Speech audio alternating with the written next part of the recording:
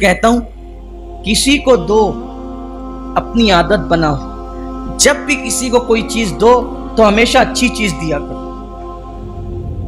یہ ایسا نہیں کہ جو اپنے کو نہیں پسند آئے وہ اٹھا کر دے دو۔ ہمیشہ سے ہمارا مزاج یہی رہا ہے، جو اپنے کو نہیں پسند آیا وہ اٹھا کے دے دو، جو استعمال کے قابل نہیں رہا وہ اٹھا کے دے دیا۔ نہیں، جو ہمیں پسند ہے وہی دو، جو آپ کو پسند ہے وہ دو، جو آپ کی ضرورت ہے وہ دو۔ کچھ لوگوں کا حال یہ ہوتا ہے جب تک کہ کھانا سڑ نہیں جاتا تب تک فقیروں کی جھولی میں نہیں جاتا۔ یہ کیا قبول ہوگا؟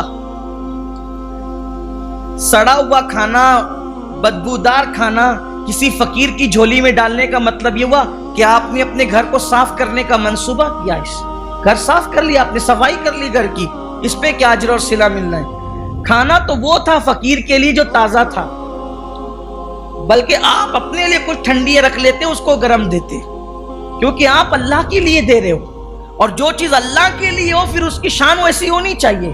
اور ایک بات یہ بھی یاد رکھنا، جو چیز اللہ کی راہ میں دی جاتی ہے اور وہ پسند کی دی جاتی ہے وہی قبول ہوتی ہے، جو ناپسند ایری غیری دی جاتی ہے وہ بہت غیرت والا ہے، پھر وہ پسند بھی نہیں کرتا۔ دنیا میں جو پہلی قربانی تھی، پہلی قربانی حابیل اور قابیل کی قربانی، حضرت حابیل اور قابیل کی قربانی۔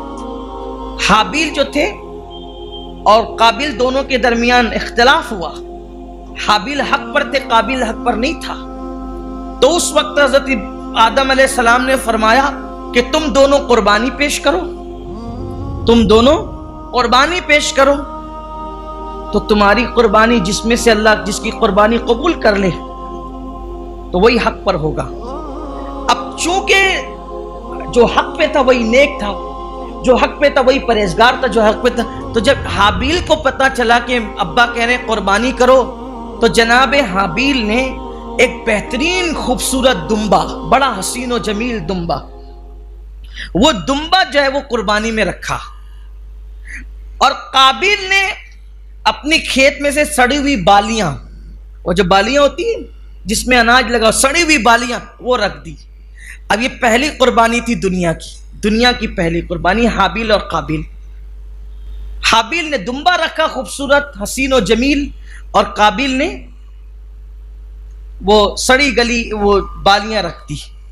اور قبولیت کی نشانی اس دور میں یہ تھی کہ جس کی قربانی قبول ہوگی آگ آئے گی اور اس کو اٹھا کے لے جائے گی۔ بغیر دھوئیں کی آگ آتی تھی، بغیر دھوئیں کی آگ، اور اس کو اٹھا کے لے جاتی تھی، اور جو پڑی رہ جاتی تھی وہ قربانی مردود ہو گئی، رد ہو گئی، قبول نہیں ہے۔ تو جناب حابیل نے خوش دلی کے ساتھ دمبا رکھا، اور قابیل نے ایسے اٹھا کر کے سڑی پڑی بالیاں رکھ دی، وہ بالیاں وہ رد ہو گئی، ویسے بھی وہ باطل پہ تھا، وہ رد ہو گئی، اور دمبا حابیل قبول ہو گیا۔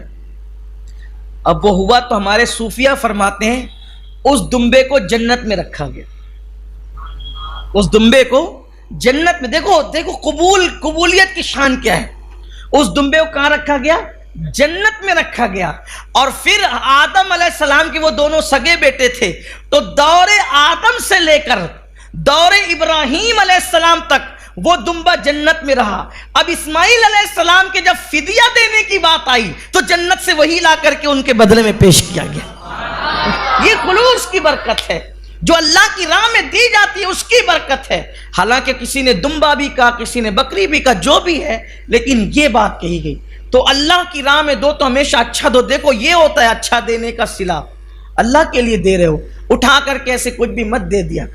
جس کے لیے دے رہے ذرا اس کی ذات تو دیکھو، وہ کتنی اچھی اچھی نعمتیں ہمیں دیتے